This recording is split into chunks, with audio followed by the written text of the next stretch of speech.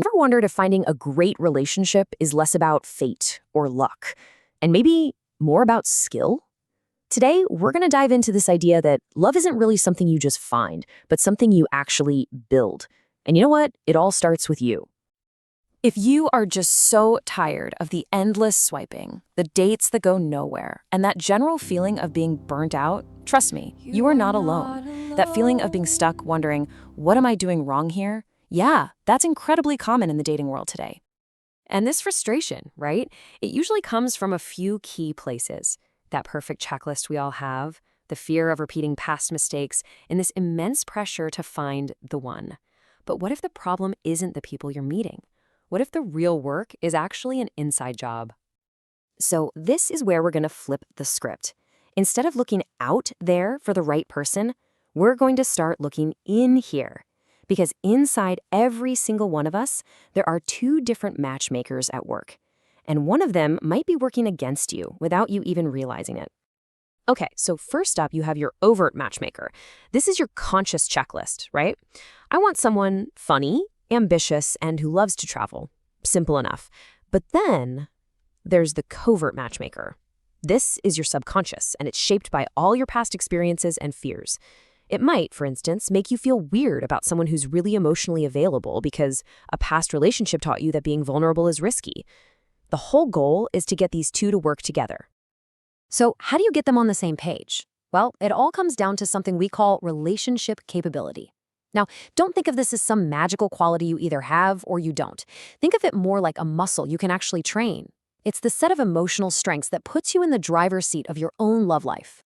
So how do we build this capability? Well, it really rests on three core pillars. When these are strong and balanced, you've got a solid foundation for love. But if one is a little shaky, the whole thing can feel pretty unstable. The first pillar is mutuality. You can think of this as the art of we. On one end of the spectrum, you have someone who only thinks about their own needs. On the total opposite end, you've got the people pleaser who always sacrifices what they want. The healthy sweet spot right in the middle, that's reciprocity, a balanced give and take where both your needs and your partner's needs matter equally. Next up is autonomy, which is all about the strength of I.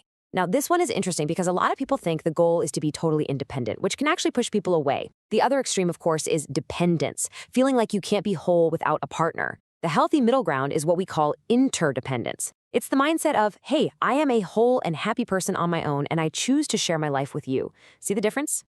And our third pillar is self-esteem. This is your core belief that you are worthy and deserving of love. Now, we all know what low self-esteem looks like. It makes you feel like you don't deserve a good partner.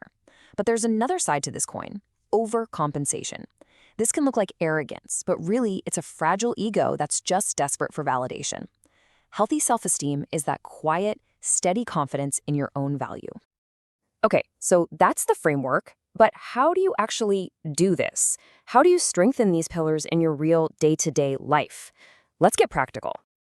To build mutuality, and this is the cool part, you don't even need to be dating. You can practice this with your friends and family.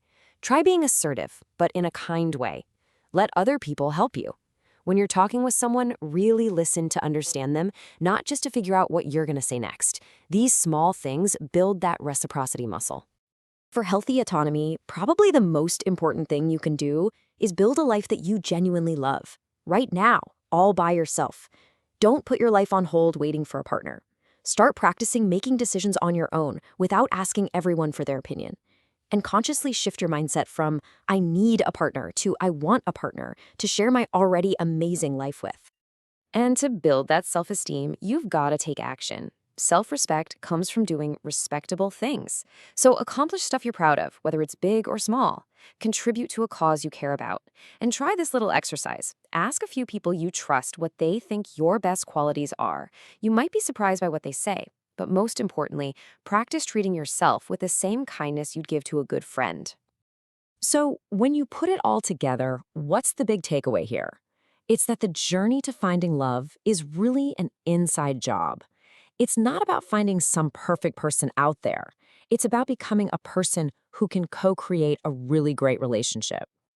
This right here is the core idea. Let's completely reframe the goal. Stop searching for a finished product. Instead, Focus on building the skills to be a great partner. The real power isn't in finding love, it's in building your capacity for it.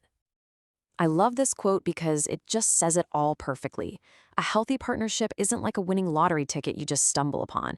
It's this beautiful structure that you get to design and build, piece by piece, using these skills as your tools. So as we wrap this up, I want to leave you with a question to really think about. Of everything we just talked about, mutuality, autonomy, self-esteem, which one resonated with you the most? What is one small, doable step you can take today to lay that next brick in your foundation for love?